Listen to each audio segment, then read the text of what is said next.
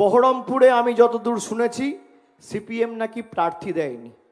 আমি বামপন্থী বন্ধুদের জিজ্ঞেস করতে চাই, 23 তারিখ ভোটটা কাকে দেবেন? অধীর চৌধুরীকে, যার সিন্ডিকেটের দুর্নীতির গুন্ডামির সিন্ডিকেটের সূর্য যখন মধ্য গগনে ছিল, তখন যেভাবে একের পর এক সিপিএম কর্মীদের উপর অত্যাচার হয়েছিল এই জেলাতে, 2011-এ মমতা বন্দ্যোপাধ্যায় ক্ষমতায় আসার পরে এখানে কোনো সিপিএম কংগ্রেসের নেতা কর্মীদের উপর অত্যাচার হয়নি। আমার কাছে অভিষেক বন্দ্যোপাধ্যায় বলছেন আপনারা অজিত চৌধুরীর সঙ্গে সেটিং থাকার জন্য বহরমপুর বিধানসভায় কোনো প্রার্থী দেননি। এই ডেপোর রাজনীতি সেটিং দিয়ে শুরু, সেটিং এই শেষ হবে।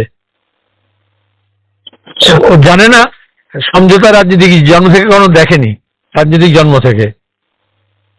বা 294টা আসনে বামফ্রন্ট প্রার্থী দিয়েছে এবং সেখানে বামফ্রন্ট, তার সঙ্গে সিপিএম এর লিবারেশন, তার সঙ্গে আইএসএফ এবং আরো অনেক সামাজিক সংগঠন।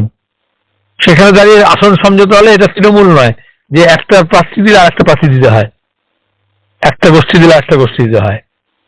সেখানে মুর্শিদাবাদে আমরা যেমন আসন দিয়েছি, সিপিএম দিয়েছি, কোথাও আরএসপি দিয়েছে, কোথাও সিপিএম এর লিবারেশন দিয়েছে, কোথাও সিপিআই দিয়েছে। ও ও এতগুলো দলের নামই জানে না। কয়লা ছাড়া, গরু ছাড়া আর কিছু বোঝে বলে মনে হয় না, আর টাকা ছাড়া। ঠিক আছে, কয়লা গরু টাকা ছাড়া আর কিছু বোঝে না।